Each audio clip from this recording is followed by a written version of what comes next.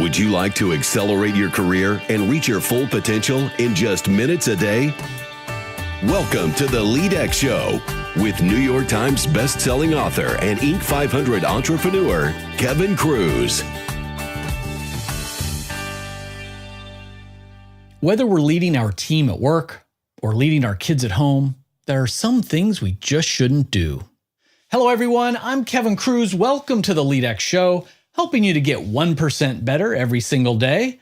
And friendly reminder, do me a favor, tell all of your manager friends at work, send out a manager-wide email. Everybody would just love that. And telling them that leadx.org is offering a free management training of the day, not to mention a free live webinar every single week. Whether it's how to get to email inbox zero, how to run an effective meeting, how to lead authentically, and so much more, visit leadx.org to check out the free training of the day.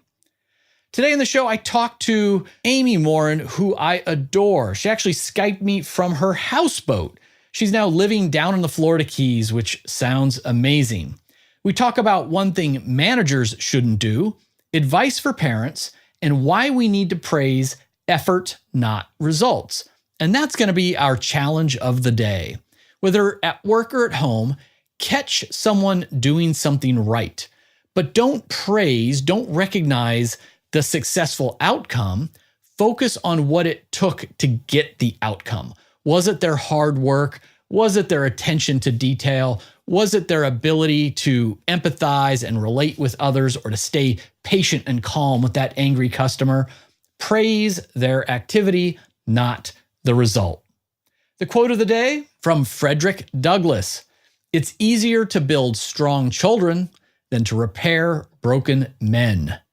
And on that note, our guest today is a psychotherapist, a lecturer at Northeastern University, and a best-selling author. Her first book, 13 Things Mentally Strong People Don't Do, came from an article that was read by more than 50 million people. Her new book teaches parents the unhealthy habits to avoid if you want to raise mentally strong kids. Her book's called 13 Things Mentally Strong Parents Don't Do, Raising Self-Assured Children and Training Their Brains for a Life of Happiness, Meaning, and Success. Our guest is Amy Morin. Amy, welcome to the show. Thanks for having me. So I have a tradition where I always ask our guests the same first question, because I think our failure stories are powerful. They're always stepping stones to other things. They're not even really failures at all. You don't win or lose. It's like win or learn. So I'm wondering, what's one of your best failure stories? What did you learn from it? I think one of my best ones fairly early on in my career as a writer. I was working as a psychotherapist. This writing thing was sort of new to me, and I had an article that went viral. And I wanted to capitalize on that, but I didn't really know how. And lots of opportunities were coming my way. People saying, you should do this, or we want to partner with you for that. And I didn't really know what to do, which opportunities to take. And I had two acquaintances whom I knew a little bit, at least over the internet. We had conversed, and they advised me to go with this one company to partner with. They said, we've done it. It's worked out well. You should do it. And because I had recommendations from them, I sort of took that at face value and thought, okay, this is a direction I'm going to go. I didn't ask enough questions. I didn't do my due diligence researching this company. I just sort of jumped in and thought, okay, this will work out, because these other two people, it worked out for them. Bad idea. It didn't work out. It's wasted tons of time, wasted a lot of my money. And even as we started out, I kept thinking, I'm not sure this is going to work out. But because those other two people insisted, in the end, it'll all come together. So I kept going, even when I had these red flags that said I shouldn't do it. And ultimately, that company ended up going out of business, and I'm not surprised. And I was able to finish the project on my own, and I liked the way it came out. But I could have saved so much time and so much money if I would have just done it my way from the start. And so from that, I learned how important it is to invest a lot of time up front, asking all the questions, doing my research on background information. And while recommendations from other people are great, just because it works for them doesn't mean it's going to work for my business. And to really just invest a lot more time looking into things, and also to pay attention when I run into those red flags early on to get out if it's not going to work out for me, rather than just keep digging a deeper hole. I'm going to use your words to remind me, because this continues to be a big failure of mine, where somebody, online friend tells me to go do something. I just rush into it. I'm very trusting. It's like, just send me the whole invoice up front and we'll avoid those hassles. And then you pay the bill and it's like, oh, this is going bad. It is just, I should have done that homework up front. So let's dive in. In the spirit, before we talk about your book, your new book, in the spirit of mentally strong people don't do different things, what about when it comes to managers, in the workplace? What's something a mentally strong manager wouldn't do? I think one of the biggest ones would be that they don't waste energy on things that they can't control. And one of the big things you can't control is you can't control other people. You can influence them, but you can't control them. Or you can't always prevent bad things from happening. You can prepare for it, but you can't stop it. And so for managers to put their energy into saying, I'll influence people, I'm going to control my own emotions rather than trying to control how other people behave, or I will offer incentives, or I will do my best to help motivate people. But ultimately, it's not my job to say they have to do this, or if they don't do it, I can give them consequences, but I can't always control the outcome. And then to put more energy into preparing for things rather than just sitting around wishing that they wouldn't happen, or thinking, what if, when you can't control those what ifs. And I think all of us can be much more powerful when we put our energy and our effort into the things that we can control. And then you don't waste so much mental energy and your physical time doing things that you really can't control in the end. This advice is really one of those key life secrets, right? It's like stoicism or something where, if you can't control it, don't let it get inside your head or trigger your emotions. Focus on the things you can control. That's great universal advice. It is. And it's easier said than done. But I think the more you get used to trying to practice it, the more you can let go of some of those things. Right. Now, I mentioned in the intro, your new book is 13 Things Mentally Strong Parents Don't Do. And this is a follow-up, of course, to your blockbuster article and book. You are now saying it's not just that these are things that strong parents don't do, but how we can raise our children to be mentally strong as well. And I'm a single dad with 3 kids. They're all teenagers. One's in college, one's almost off to college. My son will be with me for a while.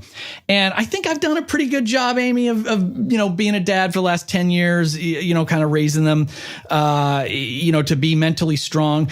But, I'm checking off some things in your book. I'm like, I wish I had this years ago as I started on this adventure. And we can't go into all of them, but why don't you share a few of these things that mentally strong parents don't do? Maybe you've got some favorites or something. Yeah, through my work as a therapist, and also I'm a foster parent, I realized, a lot of our most common parenting habits are not teaching kids the skills that they need. So the first one I think is important, which is that mentally strong parents don't condone a victim mentality. We live in a world where it's easy for kids to think if they strike out in the baseball game or if they get a F on their math test, that somehow they're a victim, that it's the other person's fault, that life is unfair, but we have to change that, or that they want parents to go to bat for them, to advocate for them. And a lot of parents feel that too, or they feel like it's, your teacher's mean and that's why you got a bad grade, or that umpire treated you bad, that's why you struck out. So I think it's really important to teach kids that, sometimes bad things happen. And yes, sometimes life isn't fair, but that's okay. You can still make choices and you can still move forward in life and without getting stuck and hung up on that, because we don't want kids to grow up hosting pity parties every time they encounter some sort of hardship. Yeah, I have 3 kids. So my middle one, Natalie, it's actually emotionally triggering to me every time she says the phrase, "It's not fair." And I'm like, it might not be fair, Natalie, and often life is not fair. And, it's hard for me to be so cold. You feel guilty as a parent, pushing back on that. But that fairness, really does seem to be there, especially middle child, I think. What's another one? Another big one, I think, is that mentally strong parents don't take responsibility for their child's emotions. It's so easy for us to regulate our kids' emotions. So when they're sad, we cheer them up, or when they're angry, we calm them down, or they're bored, we entertain them. But we need to teach kids that they can do those things for themselves. So whether you have a preschooler and you create a calm down kit and you just say, go get your calm down kit, and then give your child that responsibility to calm himself down. Or if you have a teenager and you say, okay, when you are irritable and you're struggling, you've had a bad day, what can we do to lengthen your fuse? And then make it your child's responsibility to do that for himself. And when we give those skills to kids, they're more equipped once they get out of the house to be able to control their emotions. There was a study that found that 60% of college kids said, I was academically prepared for college, but I didn't have the emotional skills to deal with it. And I think that's quite telling. They're telling us, hey, we're getting out there in the real world and we don't know how to deal with disappointment and loneliness and sadness. And we need those skills. So I think it's important for parents to not take on that responsibility for doing that for kids. Now, I hear just from reading articles and then my friends, I was getting sad that my oldest was going off to college and they're like, don't worry, she'll be back in the house, in 3 or 4 years. And apparently there's this thing where previous generations, we would all get our driver's license, get jobs, move out of the house as quickly as we could, often get married, in our 20s or something. And now they're saying people in their 20s are moving back with their parents. They're not buying homes. A lot of them are not getting jobs or starting a real career. I mean, is this just because of economic times? It's hard out there? Or do you think there's some emotional aspect to this that young adults aren't ready, as you were saying, to really face the real world? I definitely think there's an emotional component to it. In fact, when they surveyed people, young people, and said, what age did you feel like an adult? A lot of them said 28. That was the average age where people now feel like a grown-up. And so years ago, it was 18, right? And that we thought, okay, once I turn 18, I'm an adult. And I think people felt like an adult. But now we're saying, even when I have a college degree, I still don't feel grown up enough to go get my own place. So I think that's a huge component for a lot of young people about why they're moving home. Did you feel like an adult when you were 18? Probably not 18. The truth comes out. But I think, by the time I was 21, I had graduated from college. I had a job. I was married when I was young. I had a house and lots of other things. So I felt, made a life for myself that helped me to become more grown up for sure. Yeah, I think there's a term and or a book about adulting, to try to teach people how to be adults. All right, give me one more from your 13. What's another thing that mentally strong parents don't do? I think at number 13 is probably one of my other favorites, which is that they don't lose sight of their values. And I think it's important to ask yourself questions like, would you rather that the teacher said you had the smartest kid in the class or the nicest kid in the class? It can be tough to come to grips with what are your values, which would you actually prefer? And it's okay, whichever one it is that you prefer, but make sure that you're giving your kids that message. When they've interviewed teenagers to say, what's most important to your parents, the overwhelming majority of them said, my parents want me to achieve more. But then when they asked their parents, what's the most important value in your life? Parents said, I want my kid to be kind. And so then parents had to figure out, well, how am I sending this message? Am I making homework the most important thing? Am I focusing so much on grades? Do I forget to talk about being nice and kind and generous and helping people? Yeah, this conversation could start to get me to tear up because it's actually something, I always profile on those assessments as like achievement oriented, a driver. I've been a serial entrepreneur, all that kind of stuff. And I think back to how I was raised. And I got attention from dad when I got straight A's or when I did well in baseball or whatever, or being very good and polite also. And, that has shaped us. And my kids at one point, I think I caught myself and was like, okay, like I'm giving them a lot of extra attention for that 4.0 or for that thing. And I can't remember who it was, but someone said, Kevin, you're better off like at that soccer game. Like, don't make a big deal about the goal or even the win, but talk more about the effort and playing with heart and all these things. Don't make it about the outcome, make it about the effort. Is this sounding like good advice to you? It is. That's it exactly. Because kids can't always control the outcome, but they can control how much effort they put in. So rather than saying, great job getting 100 on that test, to say something more like, great job studying so hard. Great job really putting your whole heart into that. And then kids know, okay, I don't always have to win. I don't always have to succeed. It's about my attitude and my effort. Yeah, that's great. And I try to tell my kids now, like, all I want for them is to be happy. I don't care whether they're working or not work, whatever they choose. Hopefully they'll be happy. Amy, how can our listeners find out more about you, your work, and your new book? The best place is my website, which is amymorin.com.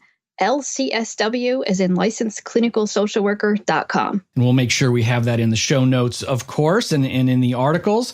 Amy, thanks so much for spending time with us and sharing your message with our audience on the LEADx Show. Well, thanks for having me. Friends, before we go, remember, at LEADx, we're on a mission to give free leadership training and professional development to everyone, anywhere, at any time. Visit leadx.org to check out our free course of the day and our weekly live webinars. And if you're the kind of person who always says thank you, please take 1 minute to go leave a quick rating for the LEADx Show on iTunes, because we're at 246 reviews and I need to get to 300. We get about 2 ratings a week right now, which is less than 1 per show. My heart is breaking.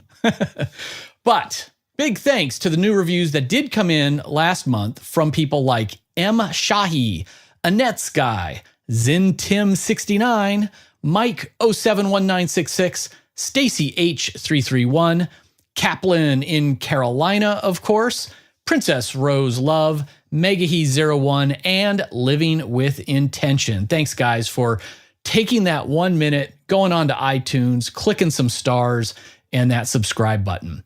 Remember, until next time, leadership isn't a choice. Leadership is influence, and we influence all of the time, at work, at home, and in our communities. Today, lead mindfully. Lead with intent.